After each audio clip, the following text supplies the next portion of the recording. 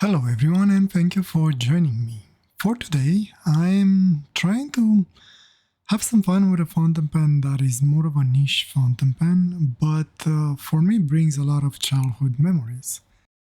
Back in the days where I was back home in Romania and I was in primary school, this little thing was the coolest and rarest thing that you can have as a fountain pen.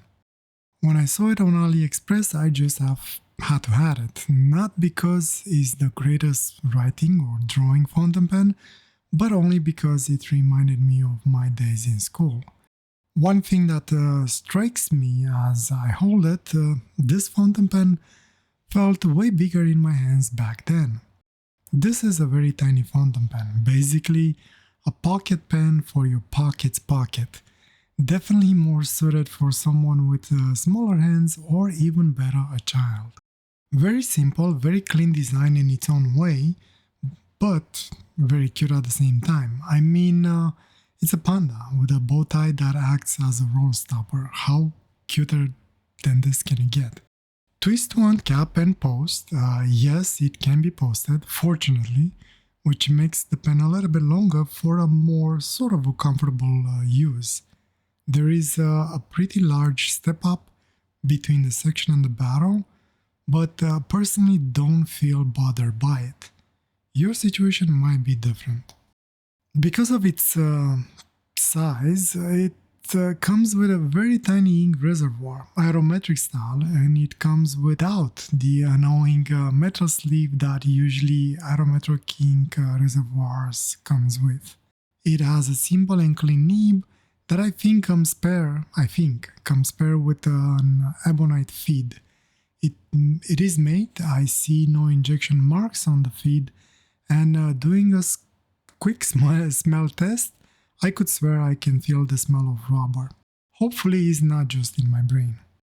As the ink for today, I decided to go with something a little bit more obscure. I think it's a Chinese brand ink, even though the name sounds very Greek to me. Carcos Brown. I got it a long time ago as pack of 3 inks. Never had the chance to try this one specifically, so I thought why not? Chinese fountain pen, Chinese ink. Hopefully I won't have any regrets with it. The pen writes actually very nice. It has a little bit of feedback, almost pencil-like feedback, and I had no issues with the ink flow and seems to be working okay on both sides. No actual line variation of any kind on the nib, as far as I can tell. Feel-wise, it is a little bit odd because of how tiny the fountain pen is in my hands, but somehow I managed to make it work without much of an inconvenience. I can tell that most probably for a longer period of times, this would not be suited for my hand size at all. I could see some cramping happening. I think though that it might be okay for drawing.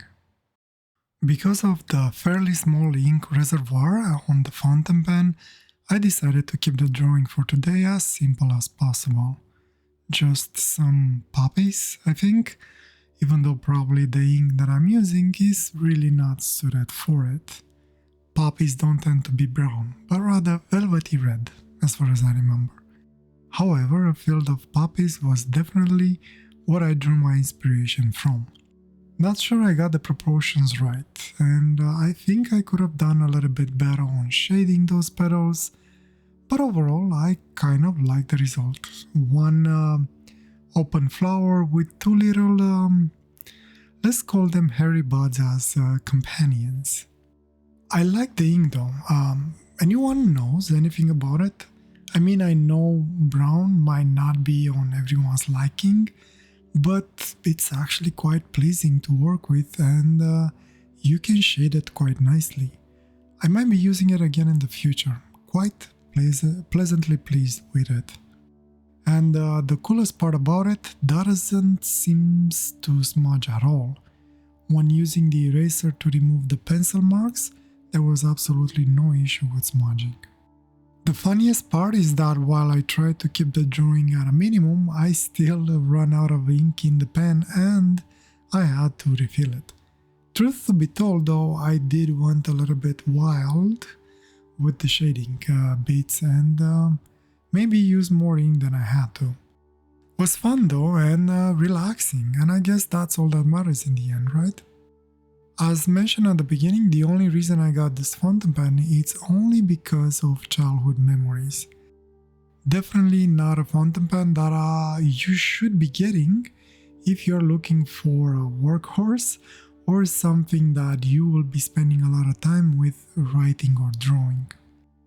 I would call this a niche fountain pen, and if you get it, you get it for either the cool factor, the cute presentation, or like me, if you are in the same situation and you used to use the same kind of fountain pen when you were a kid. And in the end, the fountain pen is pretty much everything that I remember it was, and I have no regrets getting it. I'll probably have to get at least one more. As soon as my kids will notice this little thing, I already know they will want it. Anyway, this is it for today, for the talking portion at least. Leave your comments below and enjoy the rest of the time lapse. Thank you for joining me today. A warm thank you to all of you who are supporting my channel, and I hope I'll see you next time. I wish you all the best and a wonderful day or night, wherever you are. Take care. Bye.